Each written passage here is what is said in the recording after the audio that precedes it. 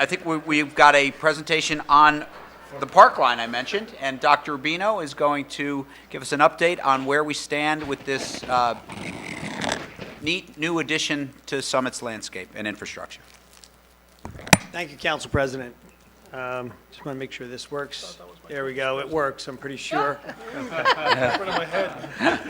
All right, well, thanks, everybody. As this is my last council meeting, I thought it fitting and appropriate to update folks on the Parkline. If you hadn't heard enough about it, you're going to hear one more time, and hopefully the folks here and the people at home, they can get an update of the progress we've made. Some of these slides you've seen before.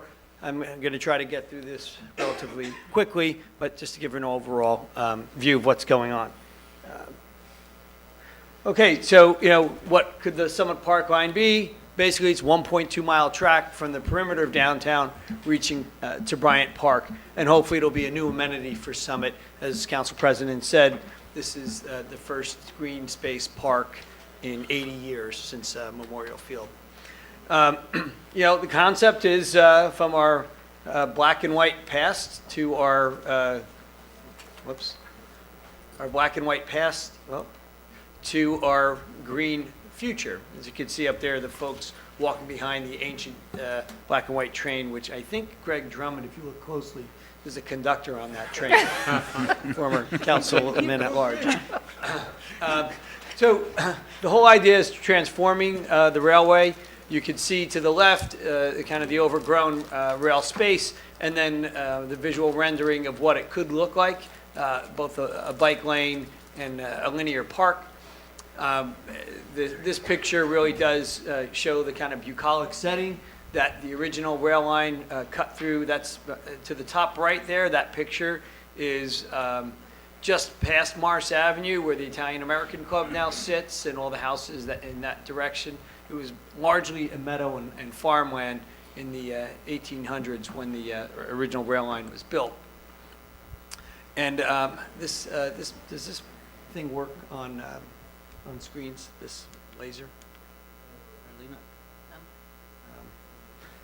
He's going to point. Use that pointer. Here, Rob. Do you want this pointer? Oh, I'll try. You wasted the battery shining it at me.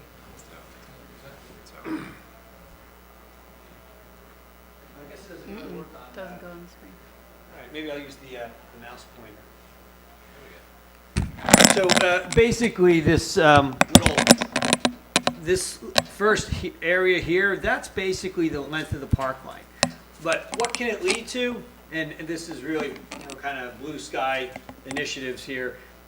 If all the surrounding towns in the County of Union did their own version of the park line, we can then have a bike and pedestrian pathway that leads all the way into eastern Union County and connects with this big yellow line. This big yellow line is essentially an I-95 of rail trail that goes from Maine to Florida. It's called the East Coast Greenway. And theoretically, if this happens, one day you can get on a bike or walk from downtown Summit to Florida or Maine and points in between. I know Councilman Hurley, that's one of the first things he's going to do in his new life off council. Yes. And I knew you were going to say something. Come on, Patrick, I've got 6 years loaded up for you. I'm ready. This is one of the views here of phase one of the park line, which is actually, you can go up there today and see this view. This is just off the terminal part of the railway.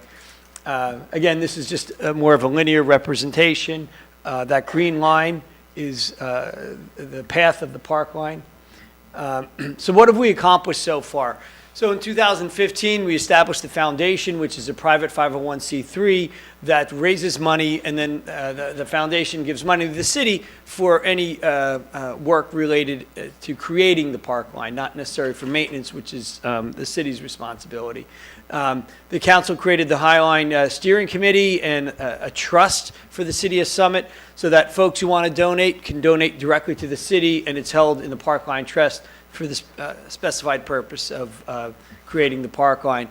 In 2016, we finally negotiated an agreement with the state of New Jersey, the Department of TOP, to give us essentially what we call a perpetual lease agreement, which allows us to use the land and convert it to a linear park. Council approved the creation of the Parkline in 2016, as well as incorporated by the Planning Board into the master plan that was revisited in 2016. Phase 1 is near complete, and when I say complete, it's in a very basic way. We can add on to it bells and whistles as we see appropriate and as funding comes in. Recently, just 2 weeks ago, Summit Area Public Foundation awarded us a significant grant, which was a big victory, not only monetarily, but to be recognized by such a prestigious organization as Summit Area Public Foundation. Also, the Reeves Foundation issued a challenge grant earlier this year, where they'll be matching donations all the way through 2018. And the freeholders, after working with them for the last 6 months, they passed a resolution at their last meeting allowing rail trail to exist all along the line in Union County to the East Coast Greenway. Now, folks have to actually act on that, but at least we have the the permission to put rail trail on there. And all along, we've had great support from here locally in the city, the county, and at the state level. The funding was all done privately, raised with grants and donations from organizations and individuals. Some major supporters I have to point out, as you said, Summit Area Public Foundation, Al and Lucy Lord, local residents, they donated the funding for a pedestrian prefab bridge over Morris Avenue, which is an enormously generous gift. Their son actually was an Eagle Scout who got his first Eagle Scout project, and we hope there's going to be many more Eagle Scout projects on the Parkline. And Justin and Lee Sadrian also made a significant donation, and the Starfish Foundation. We have about 6 other grants pending in varying degrees. Corporate support. Atlantic Health, Celgene are 2 of our biggest employers and corporate citizens. Investor Savings, kind of, if it's important in Summit, Investor Savings is put some money to it.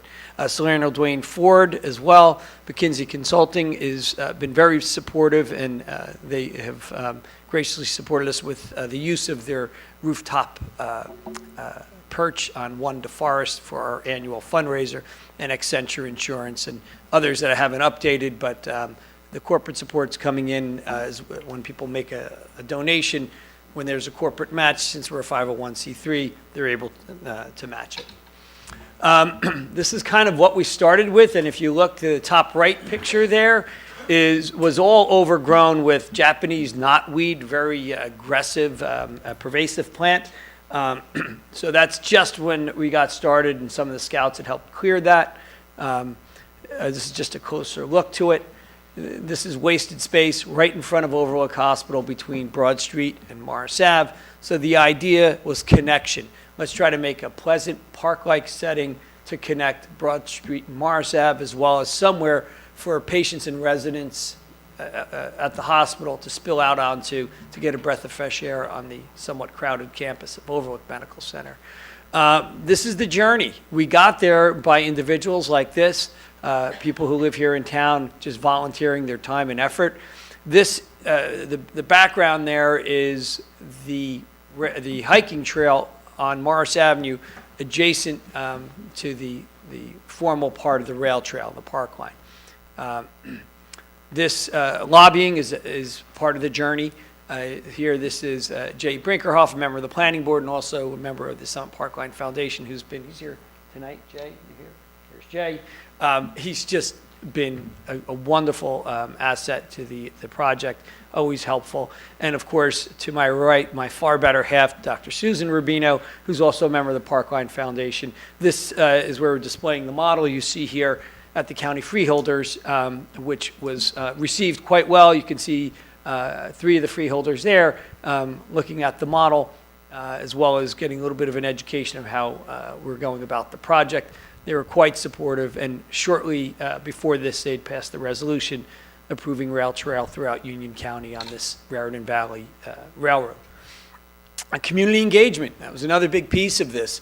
This was the debut of the Parkline model at the farmers market.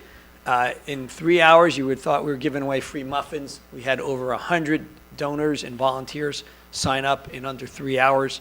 It was very well attended. So you can see folks from all walks of life and ages, lots of kids. There's our youngest donor there, putting in a 5 spot, I believe. And this is just some more of Summit luminaries gathering at our Parkline tent. The neighbors, and a big part of this is speaking to the neighbors, finding out what they want, what they don't want, really trying to have neighborhood outreach. This gentleman standing on makeshift steps, the folks on Denman Place, who kind of noticed that we were building the park line, and they went and built their own path and earthen and rock steps to it. And they're already using it as a dog run, just a place to walk around. One gentleman's making some plantings on the side. So it's really been kind of spontaneously adopted by the neighbors in that neighborhood. Addressing privacy concerns. It's another thing that we've come across talking to neighbors. One of the biggest concerns is when it goes through a neighborhood where there's some houses that back up to it, they don't want to go from an eyesore of overgrown land to a walkway where people can peer into their houses. So we're going to be addressing that. We're very concerned, and we'll be able to create many variations of green screens. There can also be a brown screen, which would be an earthen beveling into areas of the park line as it goes through a neighborhood, so folks can't see over the earthen mound. So we have lots of opportunities to address these concerns, and I'm confident we will. And working with the community. So here's our Boy Scouts volunteering and really providing great leadership from a community standpoint and cutting the path. These are some of the volunteers who showed up for several weekends to get Phase 1 really ready for prime time. It was just great to go up there and see the community coming together. As you can see in the foreground here, this young gentleman and a bunch of his friends in the background. These guys did a tremendous amount of work over a 3-week period this spring. And this here is the hiking trail that leads off Phase 1 of the park line. This again is off on Morris Avenue. These steps, as you can see here, these steps lead up into a path that's been cut with some branch steps over here. And more of a flat trail. But again, this will be more formalized over the winter and the early spring, where it'll be relatively easy to negotiate. It already is coming together quite nicely. And this is the park line today. So, a big difference from that ruddy, overgrown old railway that we saw before. So it's a reality. It's a place where folks can connect from Broad Street to Morris Ave, but it still needs finishing touches, and we hope to see that come together over the next few months. But that's the side-by-side picture. So quite a transition in the last year. And the recent snowfall kind of created a nice little picture for the trailhead. The trailhead kiosk there was also built by the Boy Scouts to demonstrate the entrance point. And with the fresh new snow, it looks like an inviting winter path. Again, this is just a schematic of potential access points and where it would lead to. This is phased. It has 3 phases. Phase 1 is the one to the left here. Phase 2 is further down in that dark green area, and Phase 3 is the middle piece. This is what Phase 2 looks like right now. There's already a path there. We need to clear it up, but this is more this nature part of the path, and this is what you might expect to see when you walk in the Phase 2 of the park line from Celgene towards Bryant Park. So it's pretty nice, and eventually you'll be able to get to downtown. This is what it could be. These are some other linear parks, New York City's High Line being the most famous and the inspiration for ours. Atlanta's has been a big boon to the city. It kind of is a circle around the city, very well maintained, and folks are very happy with it. There's one in Paris and many cities throughout the country and the world now. So what the Parkline can do for Summit, you've heard this before, it can connect downtown parks and neighborhoods. It can create a new park. It has created a new park and a walkable destination for Summit. And it catalyzes new opportunities for green development. So this is a rendering, this particular rendering right here. We're not that far from it if you look at the slide from a few slides back where it's already paved. There's a rock climbing wall that we can install and a little bit of a programmatic section right in front of Overlook. And we want to catalyze new opportunities. We've gotten pretty far already with the Main Street designation and Great Places in New Jersey and Main Street USA. I think we can really make this a landmark for all of Summit and the surrounding neighbors. And this is what's possible. So one day I hope we have a bridge over Broad Street that is not only a gateway to the downtown at nighttime, but during the day, folks can get up on this bridge and cross over without any pedestrian obstructions or bikes for that matter as well. I'd love to see a kid who lives in East Summit be able to get to downtown or to Bryant Park without ever having to get on a street. And that's my update.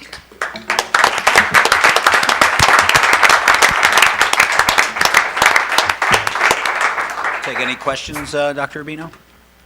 Anyone on council have any questions for Councilman Rubino? Anyone from the public? Oh, I'm sorry, Councilman Naidu. Thank you, Council President. I know that that there are many people involved with the Parkline and been working behind the scenes, but I know it's Rob here has been leading this charge, and it's really hard work having trying to work with the county. I know that feeling over something, and then trying to get funding for a project and trying to get all of this done. So I know Jay, Susan, you're here, but you have pushed and pushed, and it's dogged determination. And so, congratulations to you to get to where you've gotten with it. And I know that you're going to be off council, but I know this project is something that you care about, and we who are going to be remaining on council in the next few years will need to deal with it, and we'll address it. And I look forward to working with you and those on the Parkline Foundation in coming up with an agreement between the city and the Parkline Foundation, which outlines the roles and responsibilities of each. So this way, everybody knows where we stand on going forward, because a project like this, which is multi-yeared and a substantial financial commitment by people who volunteer dollars or the city or what have you, should be memorialized. People should know exactly where everything stands.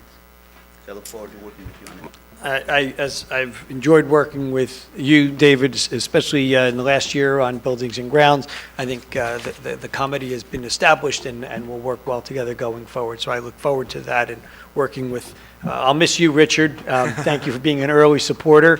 And I appreciate all members of council and mayor for their support throughout the last few years on this new ambitious project. Thank you. Thank you. Thanks, Rob.